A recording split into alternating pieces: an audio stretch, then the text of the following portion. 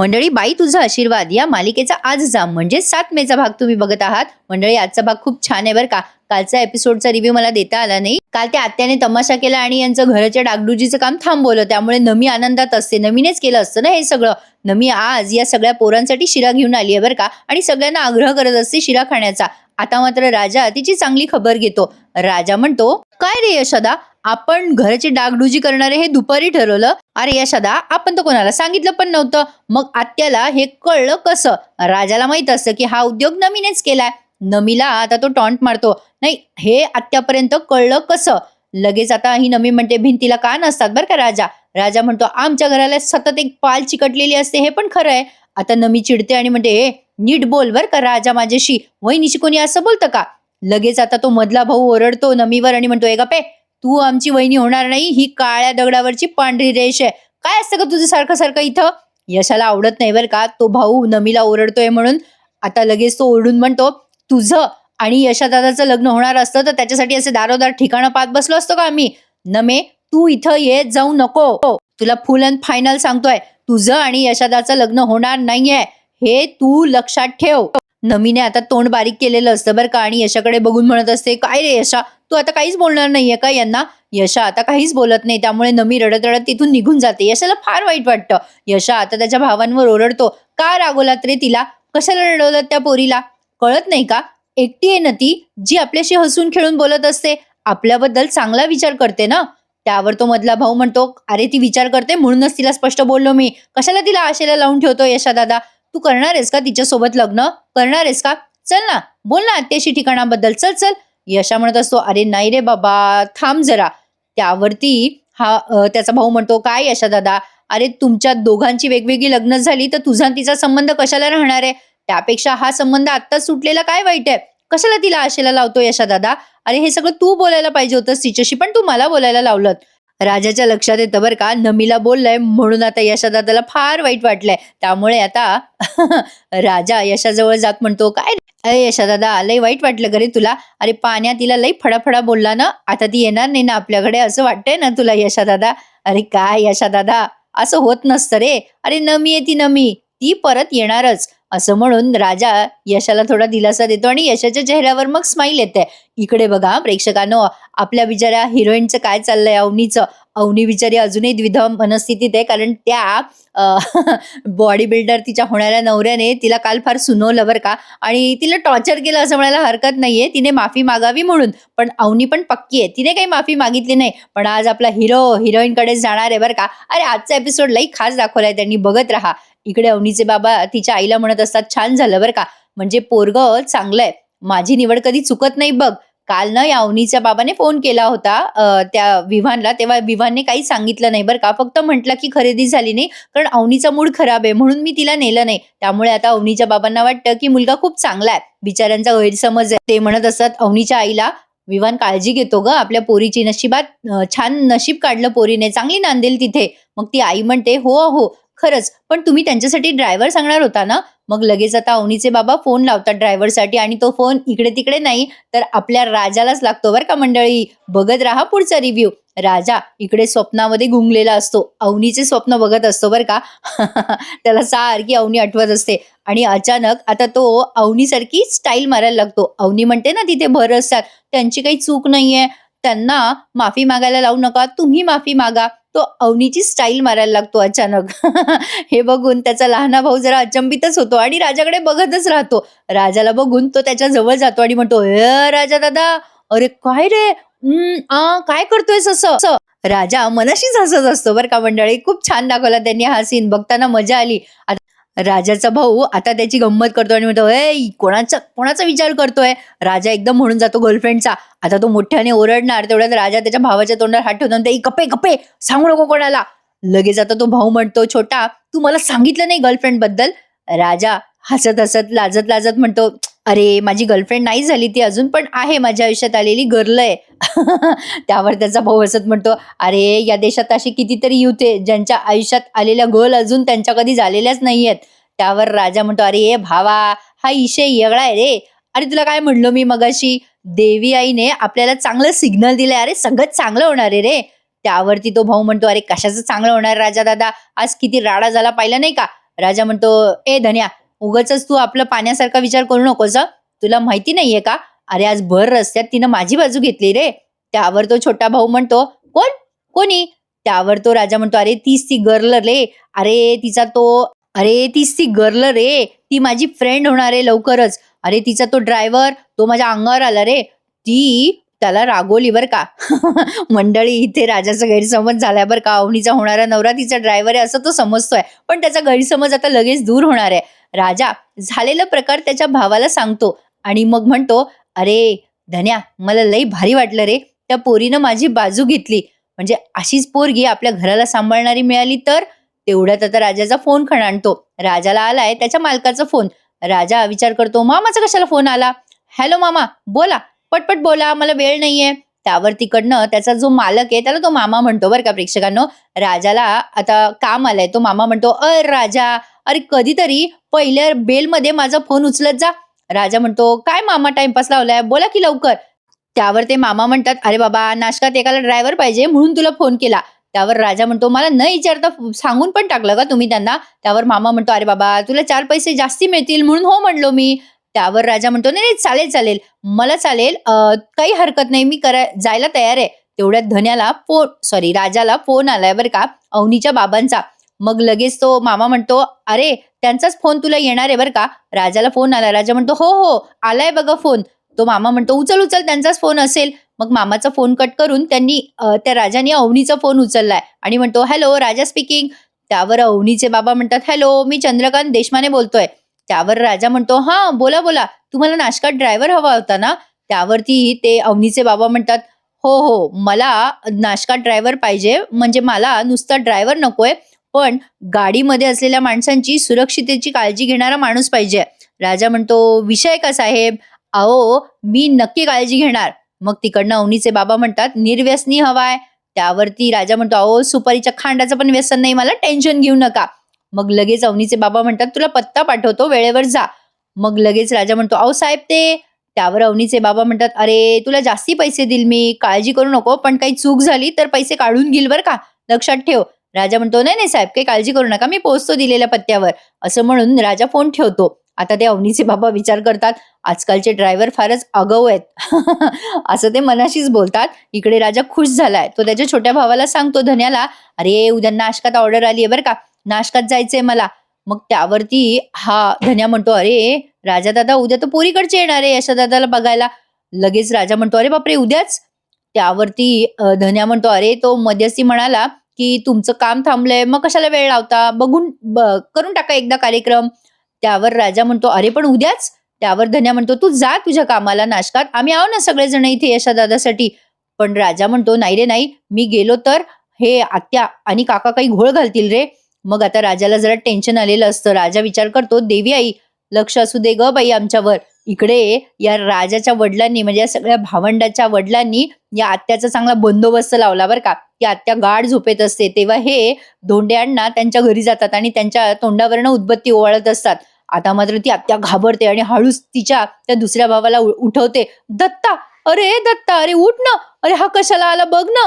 ती खूप घाबरत असते बरं का ऍक्च्युली या भावाला, पण तरी पण उगाच आरडाओरडा करून त्याच्या घरावर ताबा दाखवत असते. सुलक्षणा त्या घाबरून म्हणते, कशाला आलाय धोंड्या इथे, कशाला आलाय तू इथे? आता मात्र ते धोंडी अण्णा म्हणतात, तुला वॉर्निंग द्यायला आलोय, अत्यंत भक्तिभावानं वॉर्निंग द्यायला आलोय मी. आता दत्ता दादा म्हणून ती उठवते बरं का तिच्या दुसऱ्या भावाला. तो दत्ता दादा हिच्याच घरी ठाण मांडून बसलेला असतो. दत्ता दादा उठतो आणि या धोंडी अण्णाला धमकी द्यायला लागतो. अरे आता मात्र धोंडी अण्णा हसतो आणि म्हणतो, आवाज नाही करायचा सुलक्षणे, उद्या माझ्या यशाला पाहायला पाहुणे येणारे, तेव्हा तिथे जर का तमाशा केला तर याद राख, पोलिसाचा, कोर्टाचा, स्वर्गाचा, नरकाचा, जिथे जायचं असेल तिथला रस्ता बघ, पण आमच्या घरासमोर यायचं नाही. माझ्या पोराच्या लग्नात जर मोडता घातला तर लग्न राहिलं बाजूला, पण लक्षात ठेव, keep distance, no horn please, कारण पुढं धोक्याचं वळण आहे. असं म्हणून त्यांच्या हातात असलेली उदबत्ती दत्ताच्या हातात देतात आणि त्याला धमकी देऊन चालले जातात. आता या म्हणजे हे वडील असे आहेत की मुलांवर प्रेम करतात पण त्यांना जाणवू देत नाहीये. त्यांनी मुद्दामच सुलक्षणेचा बंदोबस्त आधीच लावला, जेणेकरून ही सुलक्षणा उद्या तमाशा करू नये. पण काय वाटतं मंडळी तुम्हाला, ही आत्या मुद्दाम असं करेलच का? एवढं भावाने धमकवलं पण तरी सुद्धा उद्याच्या भागात आपल्याला कळेलच म्हणा. पण आता ते निघून गेल्यानंतर ही आत्या जरा घाबरलेली असते बरं का. दत्ता म्हणत असतो, ते धोंडी अण्णा गेल्यावर तो दत्ता काका म्हणतो, तुला काय वाटतं सुलक्षणे, अगं याच्या पोराचं लग्न झालं नाही तर हा जित्ता सोडणार नाही आपल्याला. ती सुलक्षणा आत्या म्हणते, अरे दत्ता दादा, याच्या घराला कधीच बाईचा आशीर्वाद लाभणार नाहीये आणि आपल्याला मारून का त्याला जेलात जायचंय का? काही झालं तरी याच्या घराला बाईचा आशीर्वाद लागता कामा नये. ही सुलक्षणा त्या फारच टपलेली आहे बाई त्या घरावर. स्वतःच्या नावाची सगळी इस्टेट तिने फुकून टाकली आणि आता राहिली सायली वडिलोपार्जित इस्टेट आहे ती ही या भावाची आणि त्यावर या आत्याचा डोळा आहे बरं का. असो, इकडे अवनी गच्चीवर असते आणि तिच्या भावजाईशी बोलत असते. इकडे तिची भावजाई म्हणजे तिची वहिनी म्हणत असते, काय झालं अवनी, काय बघतेस इकडे तिकडे? अवनी वैतागून म्हणते, काय बघणार, बघते कोणी तारणहार येतोय का मला या सगळ्यातून वाचवायला. तेवढ्यात आपल्या हिरोची एंट्री झाली आहे बरं का. अगदी दिमाखात मस्त म्युझिक लावलंय त्यांनी इथे. राजा अवनीच्या म्हणजे त्या विवांच्या या प्रॉपर्टीमध्ये शिरतो आणि इकडे गच्चीवर अवनीची बहिणी समजवत असते, जाऊ दे ना अवनी, विसरून जाणं झालं गेलेलं, अगं तो महेश पण चिडलाय ग माझ्यावर आणि तो विवान तो उगाच स्तनपन करतोय, जाऊ दे ना, सोड ना अवनी. अवनी मात्र अजिबात हे सगळं सोडायला तयार नाहीये. अवनीला ती म्हणत असते, वहिनी जाऊ दे ग, मला कळते तुला काय फील होतंय. अवनी म्हणते, कोणाला काही कळत नाहीये, तुला ना अजिबात कळत नाहीये वहिनी, आई बाबांना कळत नाहीये, दादाला नाही कळत आहे का, या जगात नाहीये कोणी मला समजून घेण्यासारखं. इकडे राजाची अशी एंट्री होताना दाखवली आहे त्यांनी. अवनी जेव्हा असं बोलत असते तेव्हा राजाच्या स्वप्नातली सुंदरी आता थोड्याच वेळात त्याच्या समोर येणार आहे. राजाने इथे ऍक्टिंग छान केली आहे बरं का प्रेक्षकांनो. अवनी सांगत असते तिच्या वहिनीला, वहिनी मला ना माझ्या स्वप्नातलं घर उभं करायचंय आणि माझा स्वप्नातला राजा मला त्या घरात हवाय ग माझ्यासोबत, पण तो हा नाहीये. आता इकडे बघा प्रेक्षकांनो, विमान चिडचिड करत असतो, काय रे बाबा महेश, तुझ्या वडिलांनी सांगितलेला ड्रायव्हर अजून आला नाहीये, तो जर आला नाही ना 2 मिनिटं तर मी गाडी चालवेला. लगेच आता हा महेश म्हणजे अवनीचा दादा म्हणत असतो, थांब रे बाबा विवान, येईल ना 5 मिनिटात तो. विवान एक विषय झाला की दुसऱ्या विषयावरून लगेच चिडायला तयारच असतो. महेशला म्हणतो, तुझ्या बहिणीला अजून तयार व्हायला वेळ लागतोय का, जाऊ दे सोड, मीच जातो आता. अजून यांची खरेदी लांबली आहे ना प्रेक्षकांनो, आता यांना पुन्हा खरेदीला जायचं असतं. तेवढ्या तिथे राजाची एंट्री होते आणि राजा म्हणत असतो, हे हे विवान विवान खानावळेचं घर आहे का? त्यावर विवान चिडून म्हणतो, विवान खानापुरे. आणि आता विवानने राजाला पाहिलं आणि त्याला आठवलं की हा तोच राजा आहे ज्याचं काल त्याच्याशी भांडण झालं होतं. विवान खूप चिडतो आता आणि लगेच त्याची अशी मूठ हे करतो आणि त्या राजाची पुन्हा कॉलर पकडायला जातो. राजाला येतो आता विवानचा राग. राजा म्हणतो, ओ साहेब, कॉलर पकडायचं काम नाही हा. विवान म्हणतो, तू मुद्दाम इथे आलायस ना, काल भांडणं झाले, आज काय पोरांना घेऊन आलास का मला मारायला, काय रे? विवान त्याला असं बोलल्या बोलल्या नाही म्हणजे विवान म्हणत असतो, अवनीच्या भावाला पोलिसांना बोलव रे. राजा म्हणतो, पोलिसाला कशाला बोलवत? त्यावर विवान म्हणतो, तू ट्रेस पासिंग केलंय. राजा म्हणतो, ओ साहेब, कळेल अशा भाषेत बोला. त्यावर विवान म्हणतो, तू माझ्या घरात घुसलाय, त्या दिवशीचा बदला काढायला आलायस ना, तू पोरं घेऊन आलायस का मला मारायला? चल, मी तुला घाबरत नाही, महेश बोलव रे पोलिसांना. मग लगेच राजा म्हणतो, तुम्हाला काय गुंड वाटलो का मी? ड्रायव्हर आहे ड्रायव्हर, देशमाने कोण आहे? मग आता महेश म्हणतो, वडील आहेत माझे. राजा म्हणतो, त्यांनी मला फोन केलाय ड्रायव्हर म्हणून इथे. आता विवान लगेच चिडून महेशकडे बघायला लागतो. महेश म्हणतो, अरे यार सॉरी यार, मला माहिती नाही हे सगळं काय आहे, म्हणजे मला माहित होतं बाबाने ड्रायव्हर अपॉइंट केला, पण हा अपॉइंट केला हे माहिती नव्हतं रे विवान. अरे म्हणजे काल हे सगळं असं घडलं हे बाबांना माहिती नाही ना, मग बाबांनी कशाला याला पाठवलं असतं? महेश गडबडतो उत्तर देण्यामध्ये. आता विवान म्हणतो, तो इथे आलाय पण त्याचं काय करायचं? महेश म्हणतो, आता काय करायचं? आता विवान त्याला बाजूला नेतो आणि म्हणतो, आताच्या आता त्या अंकलला तुझ्या वडिलांना फोन कर आणि त्यांना सांग हा ड्रायव्हर नकोय. महेश म्हणतो, अरे मी फोन केला असता पण बाबा आता मीटिंग मध्ये असतील रे. विवान म्हणतो, पण हा ड्रायव्हर आता माझ्या घरात आलाय महेश, त्याचं काय करायचं? आता राजा इकडे तिकडे बघत असतो बरं का, त्याला अवनी कुठे दिसते का हे पाहत असतो. आता विवान म्हणत असतो, थांब मी तुझ्या वडिलांना फोन लावतो. महेश म्हणत असतो, अरे बाबा थांब मी बोलून बघतो. आता महेश वडिलांना फोन लावतो पण त्याचे वडील फोन उचलत नसतात. इकडे राजा विचार करत असतो, ही माणसं इथे म्हणजे त्या पण इथेच असणार. राजा इकडे तिकडे बघत असतो आणि विचार करत असतो मनात, बाबो देवी आई कुठे गेल्या आहेत त्या? आता लगेच विवानचं लक्ष जातं राजाकडे. विवान ओढून म्हणतो, इकडे तिकडे काय बघतोय रे, चल चल निघायचं इथून. राजा आता तिथून जाणार तेवढ्यात अवनीची एंट्री होते बरं का. अवनी येत असते जिनावरनं खाली. राजा विचार करतो, बाबो ह्या तर इथेच आहे. नाही नाही नाही नाही, यांनी दुसऱ्या ड्रायव्हरला बघितलं तर मला यांच्या सोबत राहता येणार नाही. राजा काहीतरी कर, राजा काहीतरी कर. विवान म्हणत असतो राजाला, निघ, बघतोयस काय? आता लगेच राजाने विवानचे पाय धरले बरं का आणि म्हणतो, "sir, sir, sir, sir, sir मला माफ करा. अहो साहेब खरंच मला माफ करा. ओ साहेब माझं चुकलं हो, मला माफ करा. तुम्ही त्या दिवशी बरोबर होतात. माझं चुकलं." अवनी हे सगळं बघते बरं का आणि आश्चर्यचकितच होते. राजा म्हणत असतो, "माझं चुकलं साहेब, मला खरंच माफ करा." तो लगेच विवानच्या पाया पडत असतो. विवान म्हणतो, "ए चल रे निघ इथून, तुला काढून टाकलंय मी आता. चल निघ इथून. फार मात चढला होता ना तुला." तो राजाला ओरडत असतो बरं का. राजा म्हणत असतो, "हवं तर माझ्या पाठीवर पाय द्या, पण माझ्या पोटावर पाय नका देऊ हो साहेब. मला कामावरनं काढू नका." "अहो तुमचा चेहरा बघा, चेहऱ्यावर केवढं तेज आहे तुमच्या. अहो मारुतीचं बळ पण दिसतंय तुमच्यात. तुमच्या मनात दया, बुद्धी, करुणा असणार साहेब. मला काढू नका. साहेब, साहेब मला माफ करा." राजा मुद्दाम नाटक करतोय बरं का. त्याला अवनी सोबत राहायचंय, अवनीचं नाव जाणून घ्यायचंय, बरंच काही. बघत राहा पुढे काय होतं. आता विवानचा इगो जागा होतो बरं का. राजा म्हणत असतो, "काय हो साहेब, अजून तुमची करुणा जागी नाही झाली का?"